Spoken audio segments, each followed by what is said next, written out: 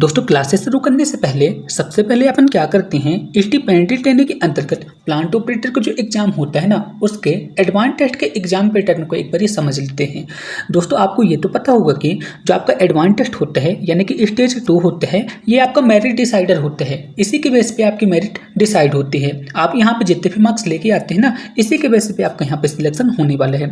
तो दोस्तों अपन यहाँ पे जान लेते हैं कि एडवांस टेस्ट में कौन कौन से टॉपिक से क्वेश्चन पूछे जाते हैं। तो दोस्तों आपको ये तो पता होगा कि एडवांस टेस्ट में 50 क्वेश्चन पूछे जाते हैं। कितने क्वेश्चन पूछे जाते हैं? 50 क्वेश्चन पूछे जाते हैं।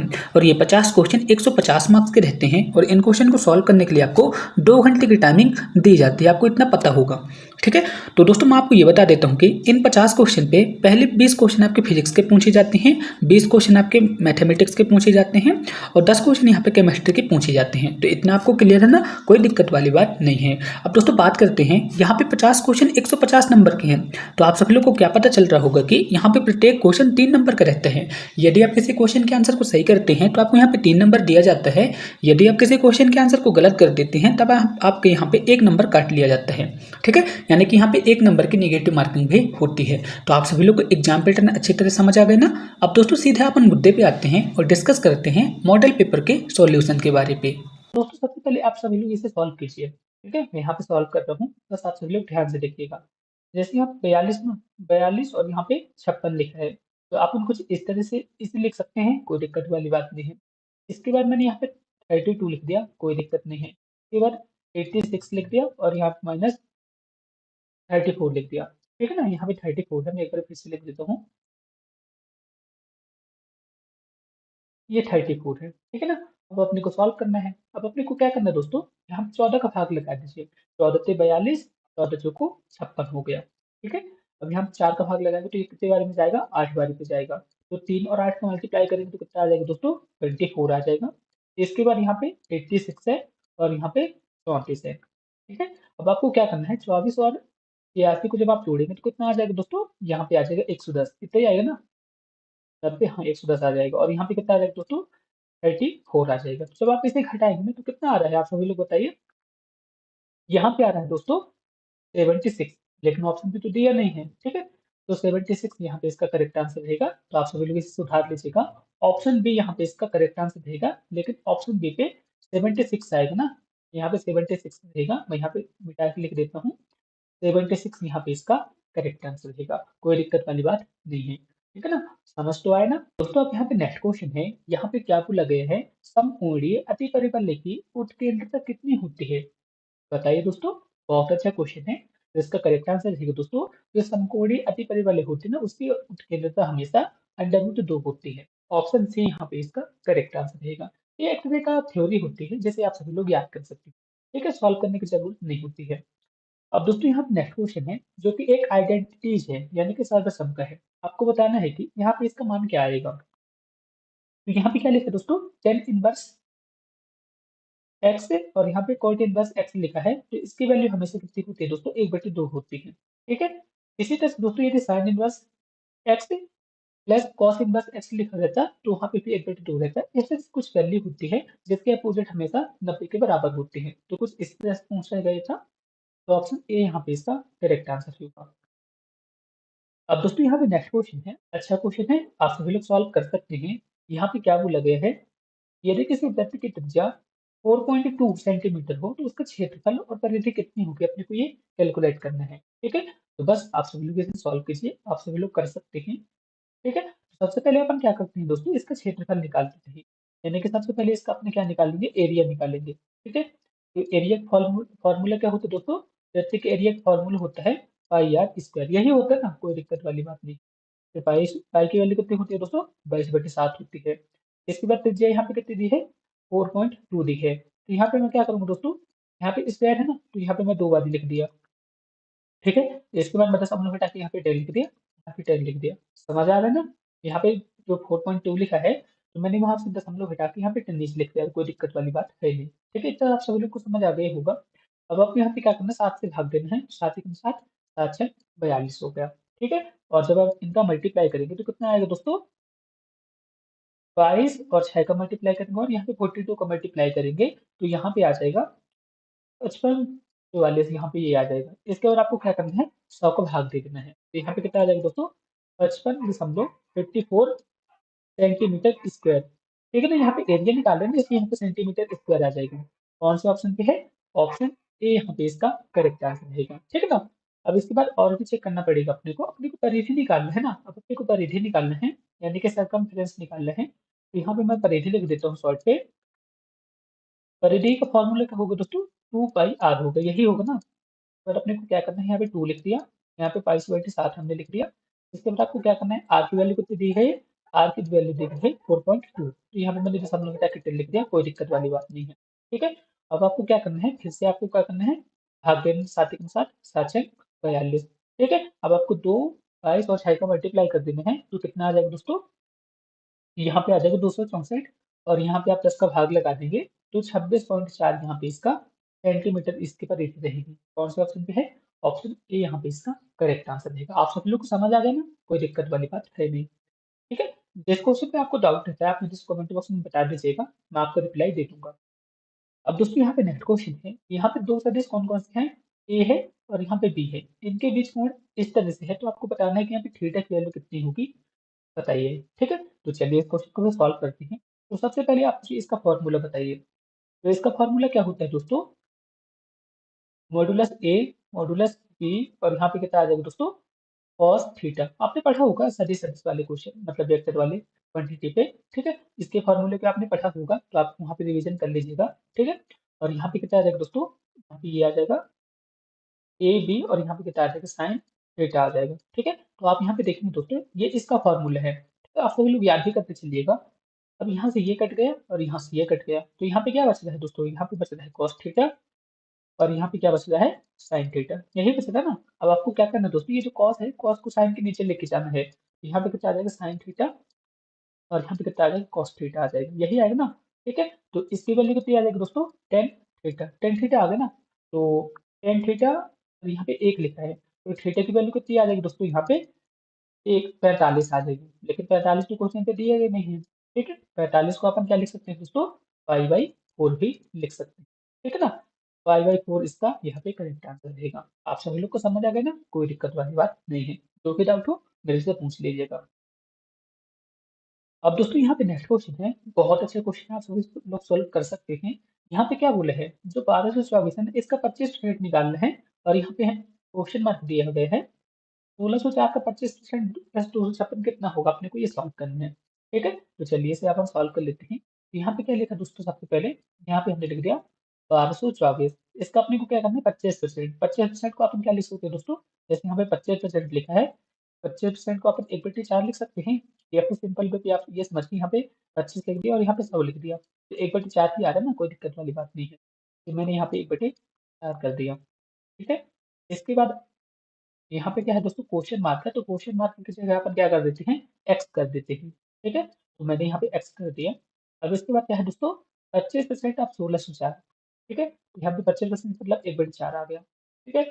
ऑफ मतलब मल्टीप्लाई हो गया, यहाँ पे 1604 है, और यहाँ पे कितना है दोस्तों, 256 है। तो बस आप सभी लोग इसके सॉल्व कीजिए, आपका आंसर आ जाएगा। ठीक है। तो यहाँ पे कितना आ जाएगा दोस्तों, आप यहाँ पे करेंगे तो 3 बारी पे जाएगा 0, और यहाँ पे 6, यहाँ पे आ जाएगा 306 प्लस एक्स, ये आ गया। ठीक है। इसके बाद 1604 पे 4 का भाग देंगे, तो कितना आ जाएगा दोस्तों, 4 बारी पे जाएगा 0, 1 यहाँ पे आ जाएगा, और यहाँ पे 256 आएगा। इनको आप जब जोड़ेंगे तो कितना आ जाएगा दोस्तों, 657 आएगा, यही आएगा ना। और यहाँ पे कितना है, 306 प्लस एक्स, और यहाँ पे 657 लिखा है। ठीक है। अब आपको क्या करना है, ये जो 657 है ना, 657 से आपको 306 को घटा देना है। ठीक है। जब आप इसे घटाएंगे तो कितना आ जाएगा दोस्तों, 351 आ जाएगा। ऑप्शन ए यहाँ पे इसका करेक्ट आंसर रहेगा। आप सभी लोग को समझ तो आ रहा है ना, बहुत इजी है। बस मैं आपको यहाँ पे करके दिखला रहा हूँ, इस वजह से थोड़ा सा टाइम लग रहा है। ठीक है? जो भी डाउट हो एक बार पूछ लीजिएगा, दिक्कत वाली बात नहीं है। अब दोस्तों बहुत अच्छे क्वेश्चन है, अपने को इसका एलसीएम निकालना है। तो दोस्तों जब भी ऐसी सिचुएशन दे रहती है जहाँ फ्रैक्शन पे क्वेश्चन आते हैं और आपने को एलसीएम निकालने को कहता है या फिर एचसीएम निकालने को कहता है, तो ऐसी कंडीशन पे क्या करते हैं दोस्तों, ये जो अंश पे लिखा है यानी कि 2 4 6, इसका अपने को क्या निकालना पड़ता है, एलसीएम निकालना पड़ता है। और यहाँ पे जो हर पे लिखा है, ये लिखा ना 3 6 6, इनका अपने को क्या निकालना पड़ता है, एचसीएफ निकालना पड़ता है। ठीक है। तो 2, 4 और 5 इनका एलसीएम कितना होगा दोस्तों बताइए? इसका एलसीएम होगा 20, यही होगा ना? तो मैंने 2, 4, 5 का एलसीएम निकाल लिया तो 20 आ गया। और 3, 6, 6 का यहाँ पे एचसीएफ कितना आ जाएगा दोस्तों? 3 आ जाएगा। तो कौन सा ऑप्शन रहेगा? ऑप्शन ए यहाँ पे इसका परफेक्ट आंसर रहेगा। इजी क्वेश्चन था, आप सभी लोग सॉल्व कर ही सकते थे। ठीक है, अब यहाँ पे नेक्स्ट क्वेश्चन पे अपन आते हैं। अब दोस्तों यहाँ पे नेक्स्ट क्वेश्चन क्या है? यदि एक घन का पृष्ठ क्षेत्रफल कितना है? 486 वर्ग सेंटीमीटर हो, तो इसका आयतन सेंटीमीटर क्यूब में कितना होगा? अपने को ये फाइंड करना है। ठीक है, तो चलिए इस क्वेश्चन को सॉल्व करते हैं। बस आप सभी लोग ध्यान से देखिएगा। तो सबसे पहले आप मुझे ये बताइए कि घन का पृष्ठ क्षेत्रफल कितना होता है? तो घन का पृष्ठ क्षेत्रफल कितना होता है दोस्तों? घन का पृष्ठ क्षेत्रफल है 6a², यही होता है ना? कितना दिया गया क्वेश्चन पे? 486 दिया गया है। ठीक है, तो आप इस पे यहाँ भाग लगा देंगे तो यहाँ पे कितना आ जाएगा दोस्तों? 81 आ जाएगा। 8 48 है, यही आएगा ना? तो ए स्क्वायर की वैल्यू यहाँ से कितनी आ जाएगी? ए स्क्वायर की वैल्यू यहाँ से आ जाएगी 81 आ जाएगी, यानी कि ए की वैल्यू यहाँ से कितनी आ गई? 9 आ गई। कोई दिक्कत की बात है? कोई दिक्कत की बात नहीं है। तो अपने को क्या करना है दोस्तों? ए की वैल्यू तो फाइंड हो गई, अब अपने को क्या निकालना है? इसका आयतन निकालना है। तो घन का आयतन क्या होता है दोस्तों? घन का आयतन क्या होता है दोस्तों? ए क्यूब होता है, यही होता है ना? तो यहाँ पे अपन क्या लिखेंगे? ए की जगह 9 लिखेंगे, तो 9 का क्यूब कर देंगे तो कितना आ जाएगा दोस्तों? 729। कौन से ऑप्शन पे है? ऑप्शन डी यहाँ पे इसका परफेक्ट आंसर रहेगा। समझ आ गया ना? कोई दिक्कत वाली बात नहीं है। अब यहाँ पे क्या बोला गया है दोस्तों? दो अंकों की वह बड़ी से बड़ी संख्या ज्ञात कीजिए जो 7 और 3 दोनों से विभाज्य है। ठीक है, तो आपको क्या करना है दोस्तों? जब भी इस टाइप का क्वेश्चन आता है ना, अपने को क्या करना है? ये चार ऑप्शन दिए ना, चार ऑप्शन पे 3 और 7 दोनों को भाग देके एक बार अपन देख लेते हैं। तो यहाँ पे एक ही संख्या आ रही है दोस्तों, 3 और 7 से, जैसे कि 84। 84 7 से भी भाज्य है और यहाँ पे 3 से भी भाज्य है। तो ऑप्शन सी ही यहाँ पे इसका करेक्ट आंसर रहेगा। आप सभी लोग करके देख लीजिएगा। इजी क्वेश्चन था। अब दोस्तों यहाँ पे नेक्स्ट क्वेश्चन है, बहुत अच्छा क्वेश्चन है। यहाँ पे क्या बोले हैं? रीवा के पास कुछ मुर्गियां और कुछ बकरियां हैं। यदि जानवरों की सिरों की संख्या कुल 100 है तो इनके पैरों की कुल संख्या कितनी है? 348 है। तो रीवा के पास कुल कितनी बकरियां? अपने को ये ज्ञात करना है। ठीक है, तो मुर्गी को आप इंग्लिश में क्या बोलते हैं? हैन बोलते हैं। ठीक है, तो मैंने हैन लिख दिया। और यहाँ पे बकरी को अपन क्या बोलते हैं? बर्ड बोलते हैं। ठीक है, तो इतना हमने लिख दिया। तो अपने को क्या करना है दोस्तों? यहाँ पे जानवरों के सिरों की संख्या कितनी है? 100 है। तो दोस्तों चाहे मुर्गी हो या फिर बकरी हो, इनके सिरों की संख्या कितनी है दोस्तों? 100 है। तो यहाँ पे मैंने लिख दिया दोस्तों, हैन प्लस वोट, इनके सिरों की संख्या कितनी है दोस्तों? 100 है। ठीक है, समझ आया ना? अब दोस्तों यहाँ पे क्या बोला है? और उनके पैरों की संख्या कितनी है? 348 है। तो आप सभी लोग ये बताइए, मुर्गे के कितने पैर होते हैं? मुर्गे के 2 पैर होते हैं। और बकरी के कितने पैर होते हैं? 4 पैर होते हैं। ठीक है, और यहाँ पे पैरों की संख्या कितनी दी गई है? 348 दी गई है। ठीक है, अब अपने को क्या करना है दोस्तों? अपने को बकरियों की संख्या को ज्ञात करना है। ठीक है, तो चलिए इसे अपन सॉल्व कर लेते हैं। तो अपने को बकरी की संख्या ज्ञात करना है ना, सबसे पहले अपन क्या करते हैं दोस्तों? ये जो इक्वेशन 1 है और ये इक्वेशन 2 है ना, अपने को क्या करना है? यहाँ पे अपने को क्या करना है? 2 का मल्टीप्लाई कर देंगे। तो जैसे आप यहाँ पे 2 का मल्टीप्लाई करेंगे तो कुछ इस तरह से हो जाएगा दोस्तों। यहाँ पे जैसे अपन 2 का मल्टीप्लाई करेंगे तो यहाँ पे 2 आ जाएगा, यहाँ पे भी 2 आ जाएगा और यहाँ पे भी 200 आ जाएगा। इस तरह होगा, कोई दिक्कत वाली बात है नहीं। ठीक है, तो जब आप इसे वो कर देंगे, इसे इसी को घटा देंगे तो यहाँ पे ये तो कट गया और यहाँ पे कितना आ जाएगा दोस्तों? -2g आ जाएगा और यहाँ पे कितना आ जाएगा? -148। यही आएगा ना, कोई दिक्कत वाली बात नहीं है। माइनस माइनस ये भी कट गया, तो जी की वैल्यू कितनी आ जाएगी दोस्तों? 148 पे जब आप 72 का भाग लगा देंगे तो कितना? सॉरी, 148 पे जब आप 2 का भाग लगाएंगे, 148 पे जब आप 2 का भाग लगा देंगे तो कितना आ जाएगा? 3714। और यहाँ पे कितना आएगा? 8 पे 2 का भाग लगाना 4 आ जाएगा, यानी कि 74 यहाँ पे बकरियां रहेंगी। ऑप्शन ए यहाँ पे इसका करेक्ट आंसर रहेगा। आप सभी लोग को समझ आ गए ना? कोई भी दिक्कत हो तो आप मेरे से कमेंट बॉक्स में फिर से पूछ लीजिए। ठीक है, यहाँ पे बकरियों की संख्या कितनी है? 74 है। यदि यहाँ पे हैंड की संख्या पूछता तो 100 पे यदि आप 74 को घटा देंगे तो यहाँ पे हैंड की संख्या कितनी आ जाएगी? करीब 26 यहाँ पे मुर्गियां रहेंगी। तो बस इसी तरह से आपको सॉल्व करना था। होपफुली आप सभी लोग को समझ आ गया होगा ना? अब दोस्तों यहाँ पे नेक्स्ट क्वेश्चन है, y अक्ष के समांतर तथा 4 और यहाँ पे 2 से होकर गुजरने वाली रेखा का समीकरण क्या होगा? तो दोस्तों यहाँ पे x अक्ष के समांतर बोला है ना, नहीं y अक्ष के समांतर बोला है। तो y अक्ष के समांतर पे क्या होता है दोस्तों?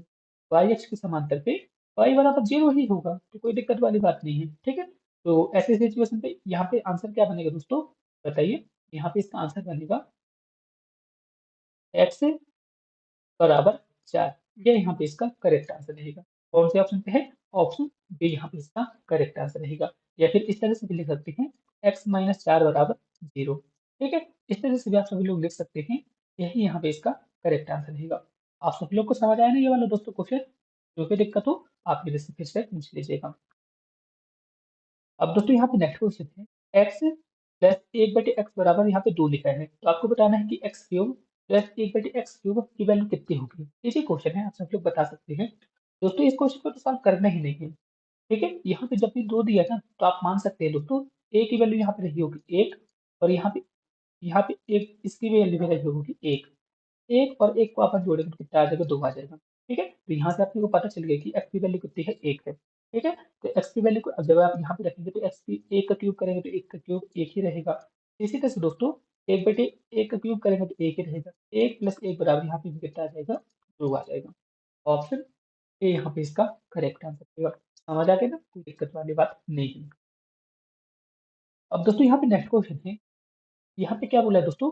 ए बी सी की औसत आयु कितनी है? 20 है। ठीक है, ए बी सी इनकी औसत आयु कितनी बताई गई दोस्तों?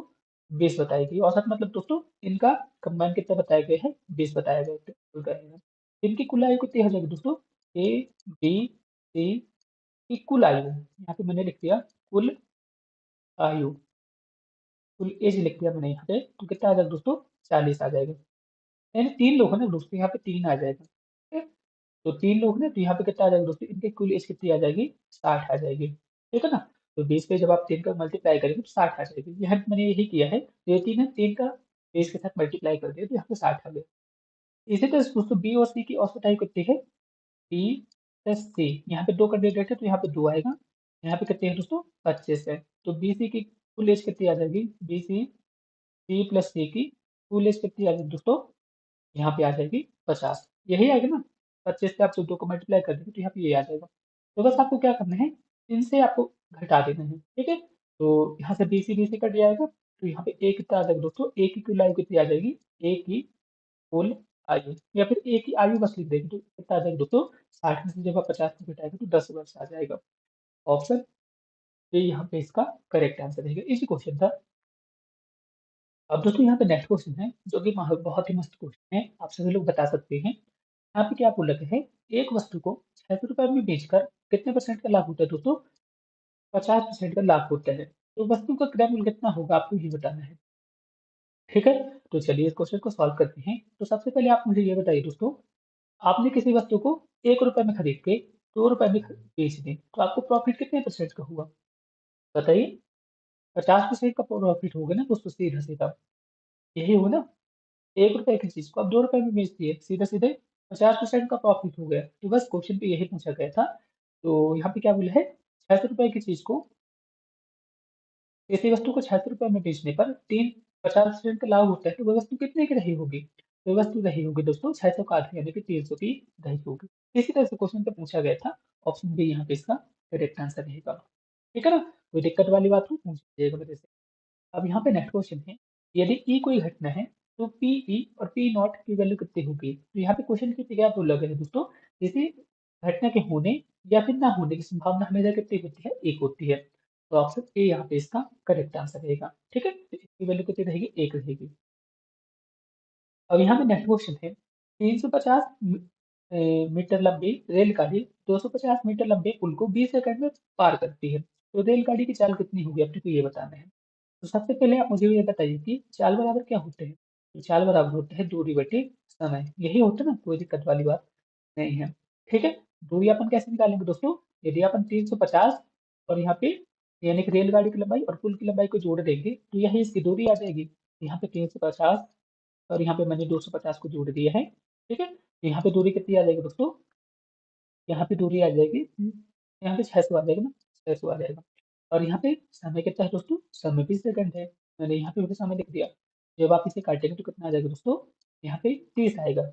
यही आएगा ना, 30 30 मीटर प्रति सेकंड ये आ गया। लेकिन दोस्तों क्वेश्चन पे क्या बोला है? चाल को अपने को किलोमीटर में कन्वर्ट करना है। तो 30 को अपने को किस में कन्वर्ट करना है? किलोमीटर प्रति सेकंड पे, तो 18/5 से आप इसका मल्टीप्लाई कर दीजिए, आपका आंसर आ जाएगा। ठीक है, तो 5 एकम 5, 5 छक्के 30, तो 18 और 6 को जब आप मल्टीप्लाई करेंगे तो कितना आ जाएगा दोस्तों, 108 आ जाएगा। ठीक है, ऑप्शन सी यहाँ पे इसका परफेक्ट आंसर होगा। आप सभी लोग को समझ आया ना? कोई दिक्कत वाली बात हो तो फिर से पूछ सकते हैं। अब दोस्तों यहाँ पे नेक्स्ट क्वेश्चन है। अब आपको ये बताना है कि प्रश्नवाचक चिन्ह के स्थान पे क्या आएगा। ये क्वेश्चन है, आप सभी लोग बता सकते हैं। जैसे यहाँ पे 273 लिखा है, 273 से 263 लिखा है, तो यहाँ पे कितना कमी हो रही है दोस्तों, -10 की। इसी तरह से 263 से आप 248 पे जाएंगे तो कितने की कमी हो रही है, 15 की कमी हो रही है। इसके बाद जब आप यहाँ पे जाएंगे दोस्तों, तो 15 में और किस में कमी होगी, 20 में कमी। तो यहाँ पे कितना आ जाएगा दोस्तों, 228 आ जाएगा। ठीक है, समझ आया ना? 228 में जब आ जाएगा, तो 228 से जब आप 25 की कमी करेंगे तो कितना आ जाएगा, 203। ठीक है, तो यानी यानी कि यहाँ पे पैटर्न कैसे चल रहा है, -10, -15, -20, -25। ठीक है, इस तरह से का पैटर्न चल रहा है। तो ऑप्शन ए यहाँ पे इसका परफेक्ट आंसर होगा। आप सभी लोग को समझ आए ना? कोई दिक्कत वाली बात हो तो पूछ लीजिएगा।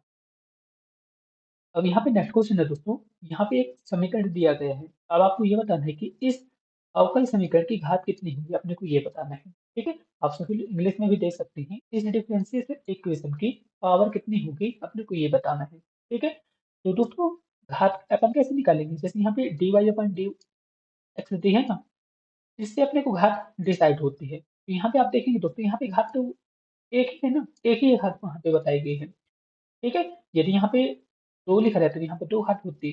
ठीक है, यहाँ पे 1 घात लिखा तो यहाँ पे पावर कितनी रहेगी, 1 ही रहेगी। यहाँ से अपन घात को डिसाइड करते हैं। ठीक है, आप सभी लोग समझ गए ना?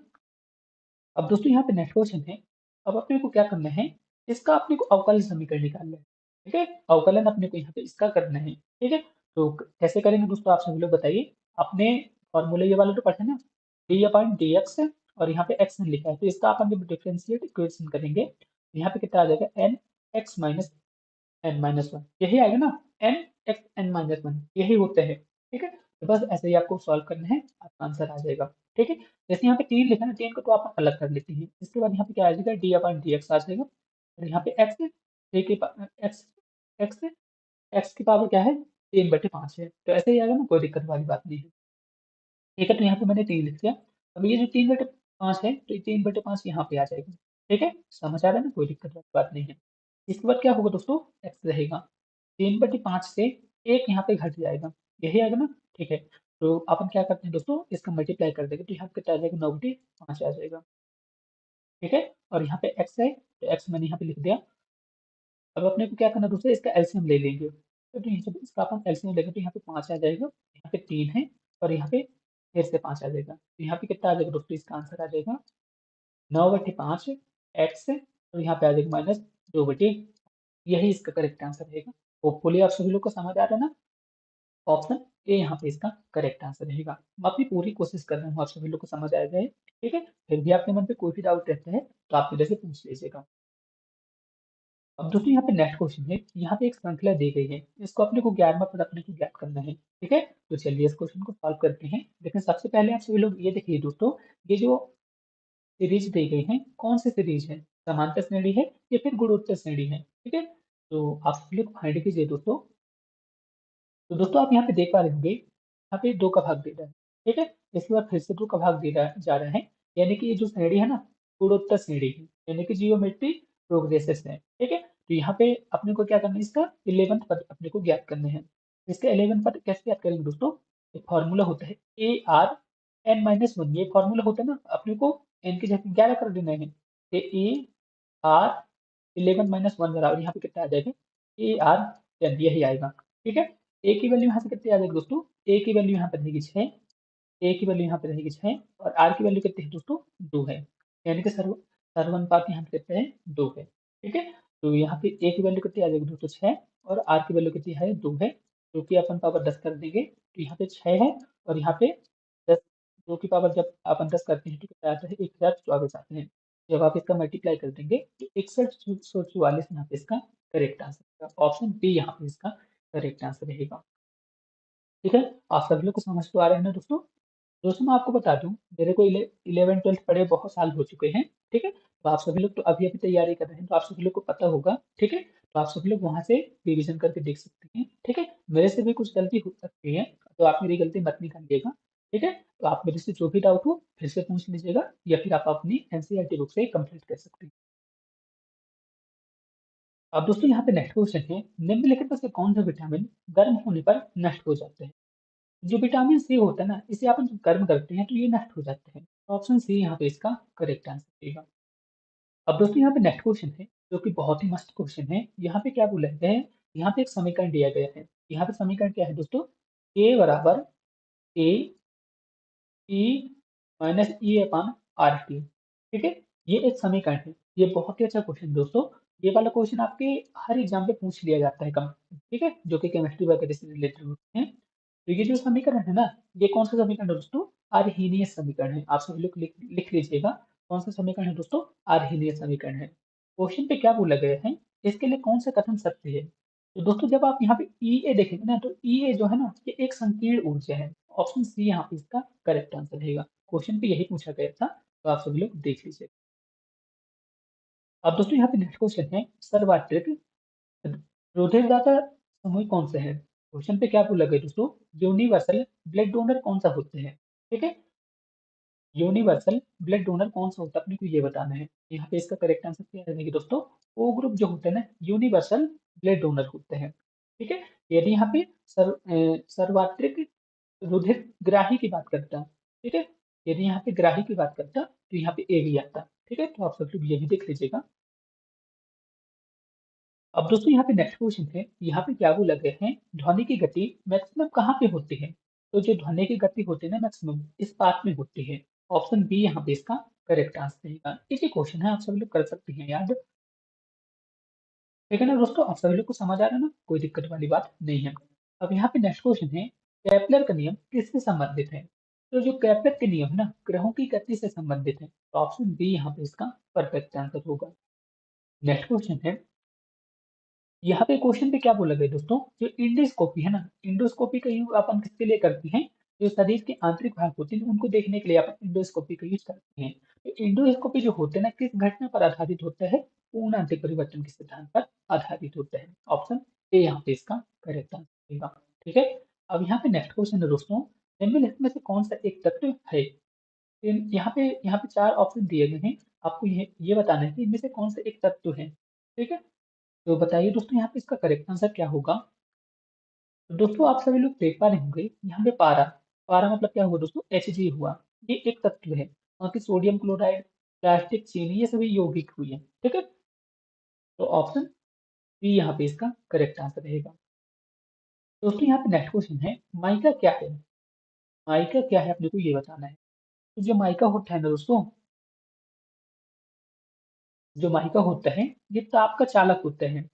माइका जो होता है, ताप का, मैं यहाँ पे लिख देता हूँ, ताप का सुचालक होता है और विद्युत का,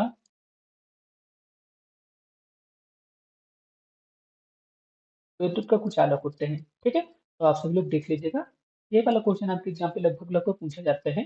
तो जो माइका होता है, ताप का सुचालक होता है और विद्युत का कुचालक होता है, ठीक है? तो यहाँ पे दोनों ऑप्शन सही हो रहे हैं दोस्तों। जो माइका है ना, विद्युत का कुचालक हो गया और ताप का सुचालक हो गया। तो ऑप्शन ए और ऑप्शन सी यहाँ पे दोनों करेक्ट आंसर रहेगा, ठीक है? तो आप सभी लोग इसे थोड़ा सा सुधार कर लीजिएगा। ऑप्शन सी यहाँ पे इसका करेक्ट आंसर रहेगा, ठीक है ना दोस्तों? कोई दिक्कत वाली बात नहीं है। अब दोस्तों यहाँ पे नेक्स्ट क्वेश्चन है, बर्नौली का सिद्धांत इसमें से किसके संरक्षण पर आधारित है? तो बर्नौली का जो सिद्धांत होता है ना, ऊर्जा संरक्षण के सिद्धांत पर आधारित होता है।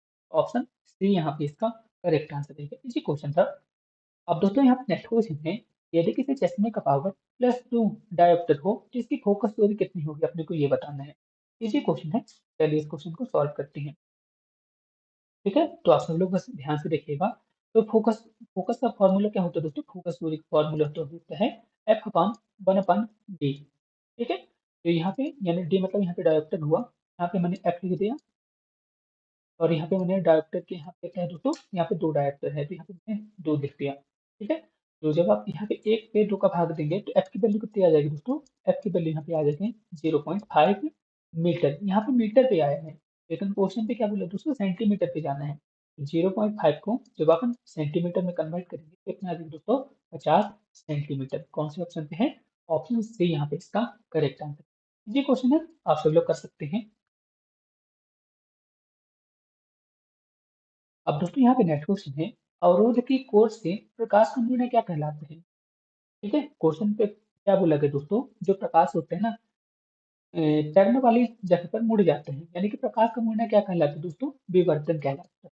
ऑप्शन बी यहाँ पे इसका करेक्ट आंसर है। ठीक है, जैसे यहाँ पर प्रकाश की किरणें जा रही हैं, ये प्रकाश की किरणें जा रही हैं, अब यहाँ पे कोई मुड़ने वाली चीज आ गई ऐसे, तो जो प्रकाश की किरणें होंगी ना इससे टकरा के ऐसे लौट आएंगी, ऐसे ऐसे। ठीक है, तो इसको अपन क्या बोलते हैं दोस्तों, विवर्तन बोलते हैं। ऑप्शन बी यहाँ पे इसका करेक्ट आंसर। नेक्स्ट क्वेश्चन है, न्यूटन का शीतलन नियम तभी होता है जब ताप में बहुत ज्यादा अंतर नहीं होते हैं। ऑप्शन ए यहाँ पे इसका करेक्ट आंसर रहेगा। जब ताप में बहुत ज्यादा अंतर नहीं होगा ना तभी न्यूटन के शीतलन नियम लागू होते हैं। तो ऑप्शन ए यहाँ पे इसका करेक्ट आंसर। आप सभी लोग को समझ आ रहा है ना, कोई दिक्कत वाली बात नहीं है। अब दोस्तों यहाँ पे नेक्स्ट क्वेश्चन है, निम्नलिखित में से कौन ऊष्मा और विद्युत का सुचालक है। दोस्तों आप यहाँ पे देख पा रहे होंगे, यहाँ पे ग्रेफाइट लिखा है, जो ग्रेफाइट होता है ना ऊष्मा और विद्युत दोनों का सुचालक होते हैं। तो ऑप्शन डी यहाँ पे इसका करेक्ट आंसर रहेगा। अब दोस्तों यहाँ पे नेक्स्ट क्वेश्चन है, फ्यूज तार के लक्षणों को पहचाना जा सकते हैं। तो दोस्तों जो फ्यूज तार होते हैं ना, फ्यूज तार में क्या होता है दोस्तों, इनका उच्च प्रतिरोधकता होते हैं और निम्न गलनांक होते हैं। ऑप्शन सी यहाँ पे इसका करेक्ट आंसर रहेगा। ठीक है, फ्यूज तार मतलब क्या हुआ दोस्तों, उच्च प्रतिरोधकता तथा निम्न गलनांक हुआ। तो आप सभी लोग देख सकते हैं ऑप्शन सी यहाँ पे इसका करेक्ट आंसर रहेगा।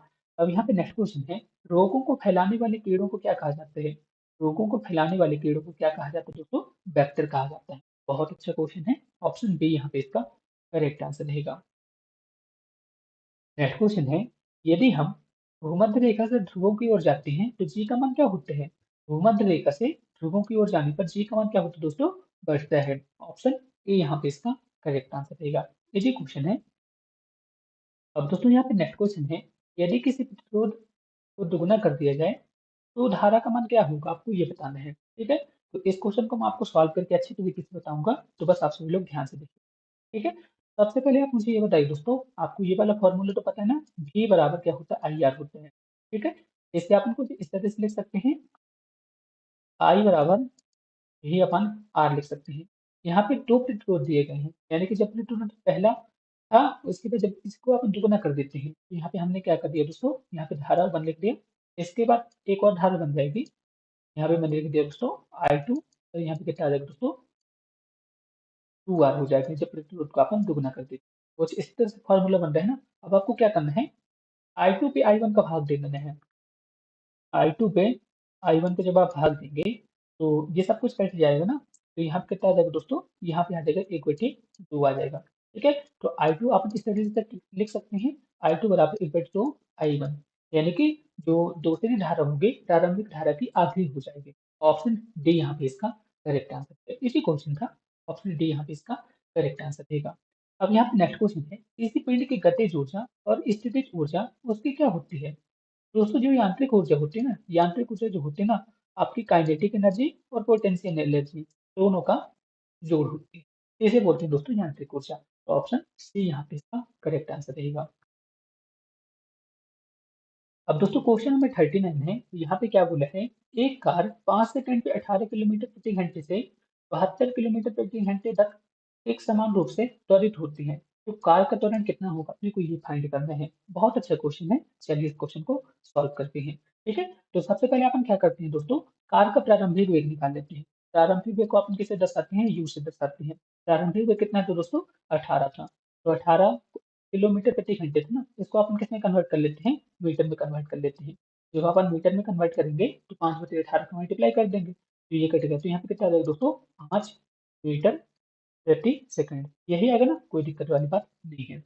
इसी तरह से दोस्तों इसका अंतिम में कितना हो जाएगा, यहाँ पे 72 है ना, 72 को अपन क्या करेंगे, फिर से इसको अपन मीटर में कन्वर्ट कर लेंगे, तो यहाँ पे कितनी बार में भाग जाएगा, 4 बारी में भाग जाएगा, तो यहाँ पे कितना आ जाएगा, 30 मीटर प्रति सेकंड। अब अपने को क्या निकालना है, इसका त्वरण निकालना है। तो आप एक फॉर्मूला ये तो पढ़े हैं ना, v बराबर u प्लस ए टी, ये फॉर्मूला तो आप पढ़े होंगे। यहाँ से अपन कुछ इस तरह से बना सकते हैं, v minus you upon A upon T. ठीक है, तो बस इसी फॉर्मूले को आपको यहाँ पे लगा देना है, आपका आंसर आ जाएगा। ठीक है। इसे एक तरह से और लिख सकते हैं, यहाँ से आप ये लिख सकते हैं v minus q upon t upon a, इस तरह से लिख सकते हैं। बस आपको यही फार्मूले को यहाँ पे पुट करने हैं। ठीक है, तो यहाँ पे v की वैल्यू कितनी है 20 है, u की वैल्यू कितनी है 5 है, t की वैल्यू कितनी है दोस्तों 5 सेकंड है, और यहाँ पे a अपने को फाइंड करना है। तो यहाँ पे क्या आ जाएगा दोस्तों, यहाँ पे आ जाएगा 15, और यहाँ पे आ जाएगा 5 आ जाएगा, तो 5 या 15। ठीक है, तो यहाँ पे जो a आएगा ना, a की वैल्यू कितनी आ जाएगी दोस्तों, a की वैल्यू आ जाएगी 3 मीटर प्रति सेकंड स्क्वायर। ऑप्शन ए यहाँ पे इसका करेक्ट आंसर। आप सभी लोग को समझ आ गया ना? जो भी दिक्कत हो आप मेरे से फिर से पूछ लीजिएगा। अब दोस्तों यहाँ पे नेक्स्ट क्वेश्चन है, किसी माध्यम पे एक कण 2.5 सेकंड पे 40 कंपन को पूर्ण करते हैं, उसकी आवृत्ति कितनी होगी, आवृत्ति को ये फाइंड करना है। तो आपने एक फॉर्मूला पढ़ा होगा दोस्तों, आवृत्ति बराबर 1/t होता है।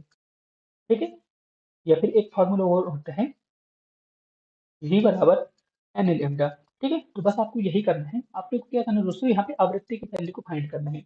यानी कि यहाँ पे v कितना है, यहाँ पे 40 है, और यहाँ पे सेकंड कितना है दोस्तों, अपने को n फाइंड करना है, और यहाँ पे कितना है 2.5 है, तो n की वैल्यू यहाँ पे कितनी आ जाएगी दोस्तों 40/2.5। ठीक है, तो अब आप इसे सॉल्व करेंगे तो यहाँ पे कितना आएगा, आप ये बताइए दोस्तों। तो मैं इसे सॉल्व भी कर देता हूँ।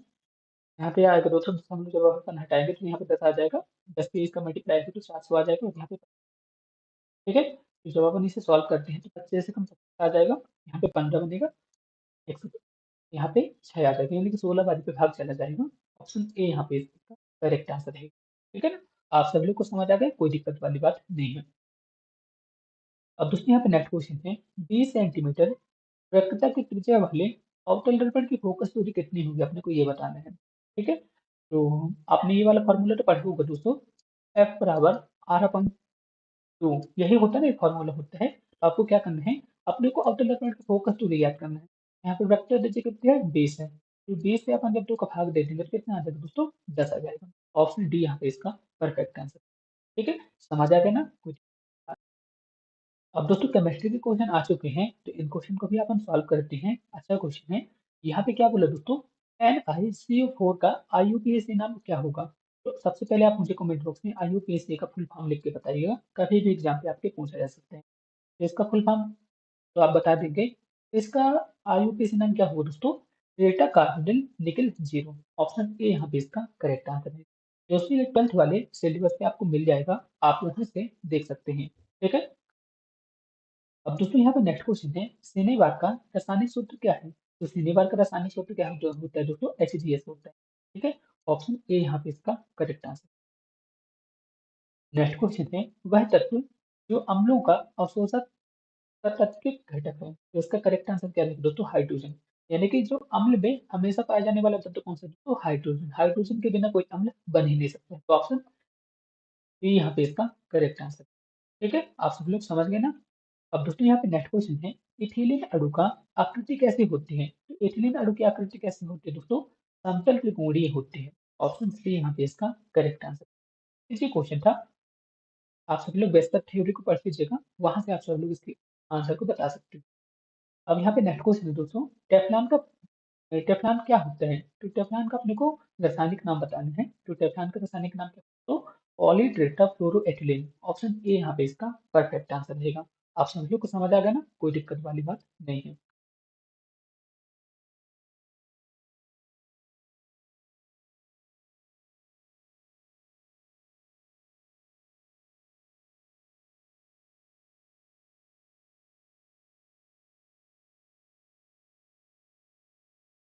अब दोस्तों यहाँ पे नेक्स्ट क्वेश्चन है, क्वेश्चन नंबर 48 है। यहाँ पे क्या बोला गया है, यहाँ पे एक रासायनिक अभिक्रिया दी गई है।